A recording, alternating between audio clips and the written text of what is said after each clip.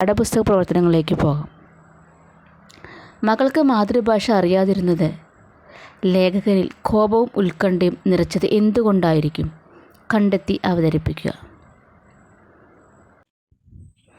ലേഖകൻ്റെ മകൾ പച്ചക്കറി വാങ്ങാനായി പോയപ്പോൾ പച്ചക്കറി വിൽക്കാനായി ഇരിക്കുന്ന വൃദ്ധയോട് ഇംഗ്ലീഷിൽ പച്ചക്കറിയുടെ പേര് പറഞ്ഞു. എന്നാൽ അവർക്ക് മനസ്സിലായില്ല.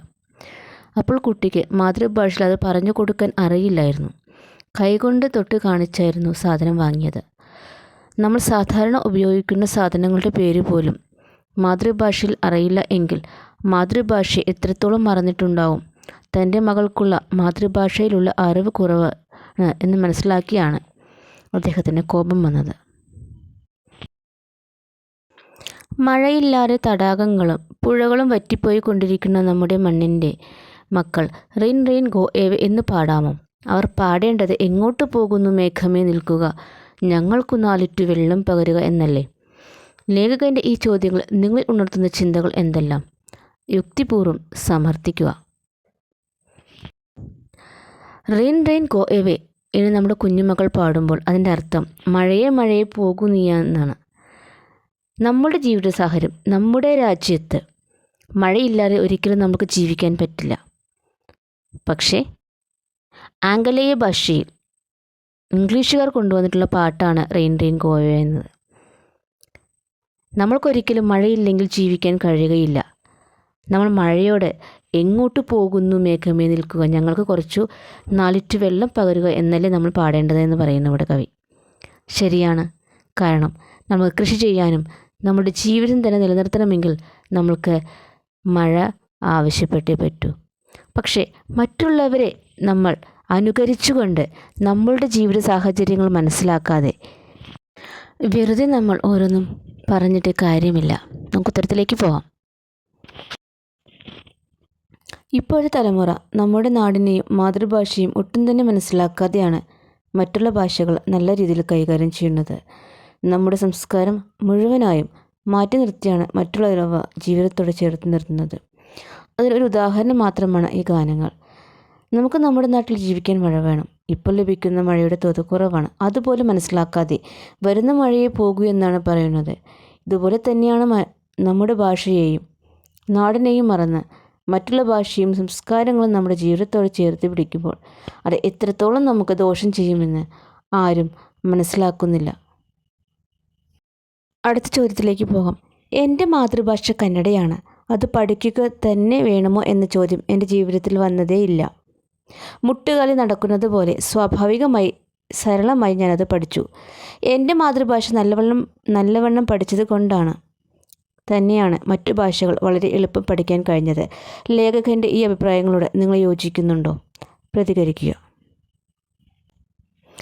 ലേഖകൻ്റെ ഈ അഭിപ്രായത്തോടെ യോജിക്കുന്നു. മാതൃഭാഷ ഒരിക്കലും നമ്മൾ പഠിക്കണം എന്ന് പറഞ്ഞ് പഠിക്കുന്നവയല്ല. അത് താനെ നമ്മളിൽ വന്നു ചേരുകയാണ്. നമ്മുടെ ജീവിത സാഹചര്യങ്ങളിൽ നിന്നും ഒരിക്കലും മുട്ടിൽ ഇഴയാനോ നടക്കാനോ ഒരു ചെറിയ കുട്ടിയെ നമ്മൾ പഠിപ്പിക്കുന്നില്ല. അത് തനിയെ ആർജിക്കുകയാണ്. എന്നാൽ ഇന്ന് നമ്മൾ തനിയെ ആർജിക്കേണ്ട മാതൃഭാഷ മനസ്സിലാക്കാൻ സാഹചര്യം മനഃപൂർവ്വം ഇല്ലാതാക്കുകയാണ്.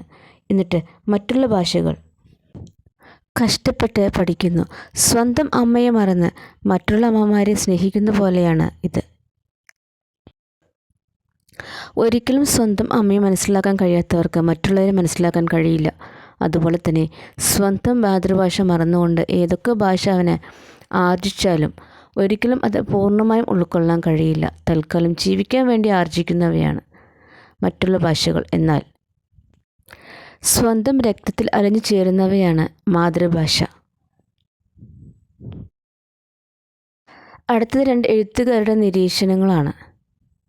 ആദ്യം ഗൂഗീവ തിമാംഗയുടെ മനസ്സുകളുടെ അപകോളനീകരണം നോക്കാം. അധിനിവേശ സംവിധാനം എന്താണ് ഞങ്ങളെപ്പോലുള്ള കെനിയൻ കുട്ടികളിൽ ചെയ്തത്?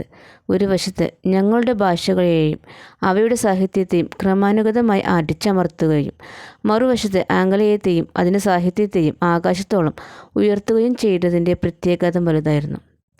അടുത്ത പ്രകാശ് രാജിൻ്റെ ബ്രിട്ടീഷുകാർ നമ്മുടെ നാടിനുമേൽ ആധിപത്യം സ്ഥാപിക്കാൻ ഉപയോഗിച്ചിരുന്ന ആയുധം അവരുടെ ഭാഷയായിരുന്നു.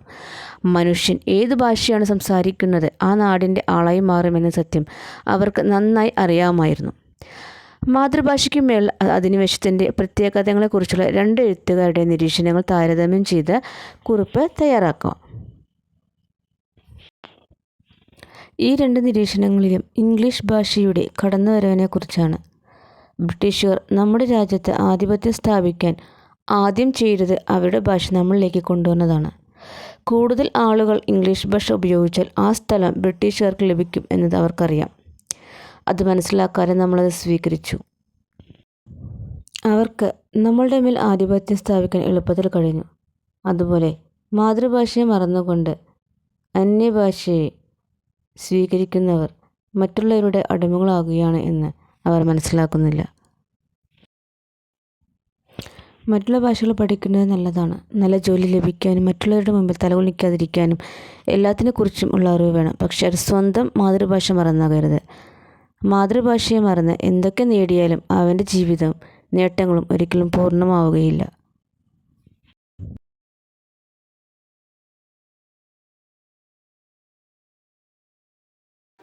ഭാവിയെക്കുറിച്ചുള്ള ഭയത്തിൻ്റെ തത്രപ്പാടിൽ നമ്മുടെ ഭാഷ മനസ്സിൽ നിന്ന് മാഞ്ഞു പോവുകയാണ്.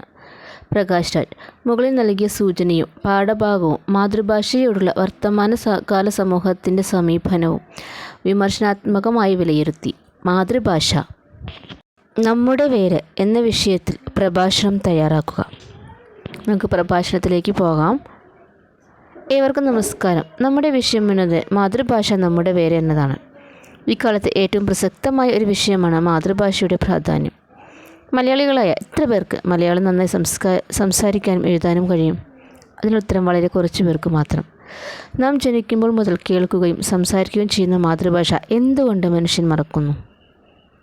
നമ്മുടെ സമൂഹത്തിൽ മാതൃഭാഷ സംസാരിക്കുകയും എഴുതുകയും ചെയ്യുന്നവനെ വളരെ മോശമായി കാണുന്ന സാഹചര്യമാണ് ഇന്നുള്ളത്. നല്ല ജോലിയും ശമ്പളവും കിട്ടാൻ ഇംഗ്ലീഷ്, ഹിന്ദി തുടങ്ങിയ അന്യഭാഷകൾ നാം കഷ്ടപ്പെട്ട് പഠിക്കുന്നുണ്ട്. പക്ഷേ അത് പഠിക്കുന്നതിനിടയിൽ നമ്മുടെ സ്വന്തം മാതൃഭാഷ നമ്മൾ മറക്കുന്നു. ഇവിടെ നാം ഒന്ന് ഓർക്കണം, ഒരിക്കലും നമ്മുടെ പെറ്റമ്മയെ പോലെ കരുതുന്ന മാതൃഭാഷ മറക്കരുത്. എത്രയൊക്കെ പോറ്റമ്മമാർ ഉണ്ടായാലും പെറ്റമ്മയോളം വരുമോ? മാതൃഭാഷ എന്നത് നാം ജനിക്കുമ്പോൾ മുതൽ കേൾക്കുകയും അനുഭവിക്കുകയും ചെയ്യുന്നതാണ്. ഏതൊക്കെ ഭാഷ പഠിക്കാനും മാതൃഭാഷയാണ് അതിൻ്റെ അടിത്തറ, അല്ലെങ്കിൽ വേര് എന്ന് പറയുന്നത്.